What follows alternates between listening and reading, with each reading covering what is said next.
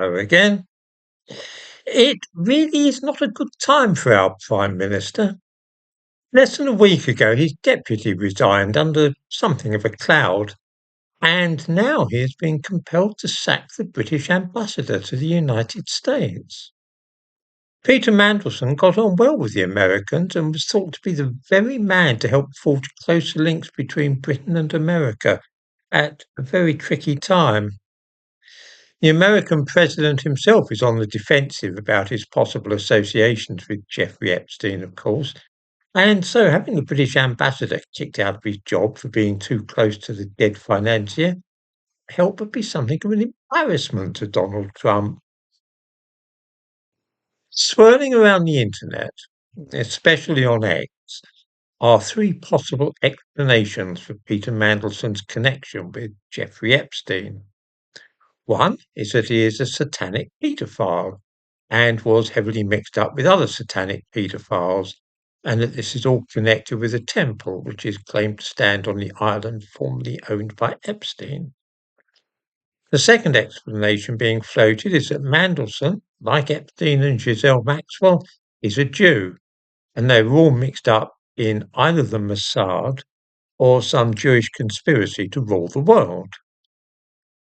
The third possibility is that Peter Mandelson has always been really keen on knocking around with very rich people and has not much cared how they acquired their wealth or what they did with it, as long as there was something in it for him. Personally, I have no doubt at all which of these ideas truly accounts for all that has been seen. The satanic paedophile line is used about absolutely everybody in the world, including the British royal family and every famous person you ever heard of. The idea of the Jewish conspiracy and the Mossad falls down rather because, of course, Peter Mandelson is not actually a Jew. His mother was not Jewish, which means that he is not halachically Jewish either.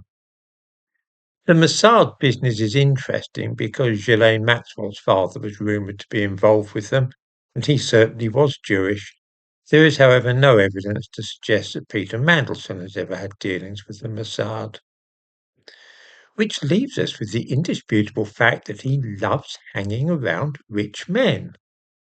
It will be remembered that he was in Blair's cabinet twice, having to resign twice for having dodgy dealings with very rich men. At a guess, Jeffrey Epstein was so fabulously rich that he was the kind of guy that Mandelson would automatically gravitate towards and want to be friends with. His best pal, as he wrote. I doubt if there is any more to the case than this, although knowing of Mandelson's past as he did, this does rather drag Keir Starmer's judgment into question. How could you appoint such a man as your ambassador in Washington? It was inevitable that he would sooner or later be engulfed in a scandal connected with a rich man. I will confess to feeling slightly sorry for the Prime Minister, because only last week he announced phase 2 of his administration, effectively a relaunch, and now two key figures are out under unsavoury circumstances. He hoped to draw a line under the other forced resignations during phase 1, of course.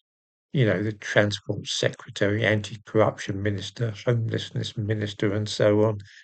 He really does seem to be a stupendously unlucky man. But whether he brings all this upon himself or not, or if it is just the workings of chance, I could not say.